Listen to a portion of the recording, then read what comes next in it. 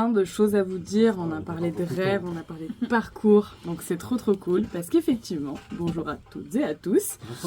Bonsoir, bonjour, c'est pareil, moi je veux du soleil, donc je dis bonjour. Donc c'est Vanny, votre guide à travers les méandres des projets dans la culture et de vos carrières artistiques.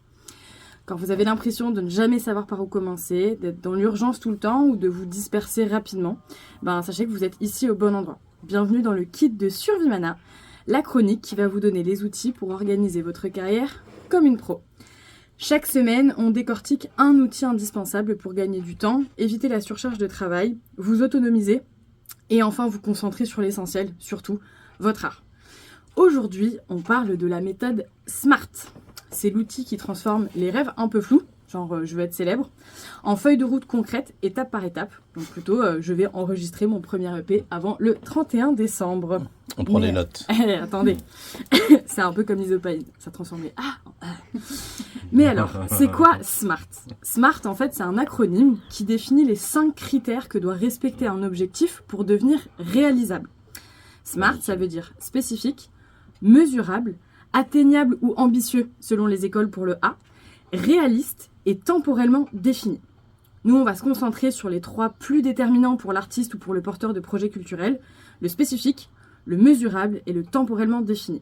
Et pour que ce soit clair, on va suivre 2 exemples du début à la fin.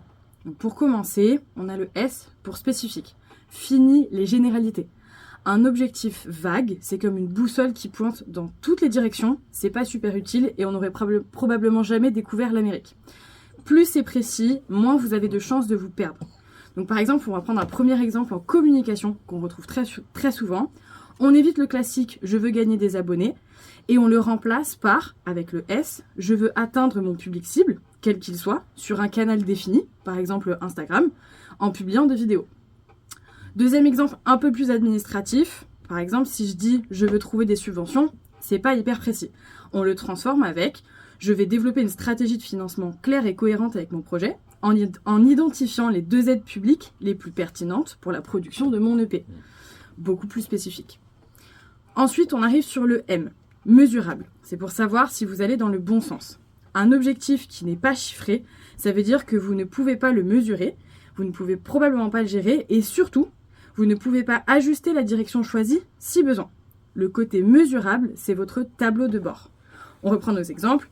Pour la communication, pour passer du S au M, on peut dire « je veux que mes 5 prochaines vidéos génèrent un taux d'enregistrement de 10% par rapport au nombre de vues totales ».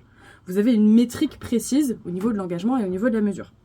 Pour l'exemple un peu plus administratif, vous pourriez dire « je peux avoir contacté 2 organismes identifiés et obtenir au moins un entretien pour valider l'éligibilité de mon projet ». Pareil, plus précis mais surtout mesurable. Et enfin, comme toujours, on a le meilleur à la fin, le T, temporellement défini. L'absence de date limite, c'est une des principales raisons du déclin d'un projet. C'est la date qui pousse à l'action et qui fixe en fait un certain cadre, certaines limites. On reprend nos exemples, ça donnerait, pour les faire en entier, je veux que mes prochaines vidéos, donc le spécifique, génèrent un taux d'enregistrement de 10%, le mesurable, d'ici le 15 décembre. On a une date limite. Pour l'exemple plus administratif, à nouveau, je veux avoir contacté 2 organismes et obtenu un entretien avec au moins l'un d'entre eux d'ici la fin de la semaine prochaine.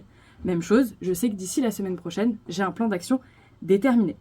Le secret, c'est que quand vous avez un objectif SMART, vous savez exactement quoi faire aujourd'hui, dans les jours à venir et dans les semaines suivantes. Donc fini l'anxiété du vide ou la to-do list interminable, parce que c'est ça le plus gros problème.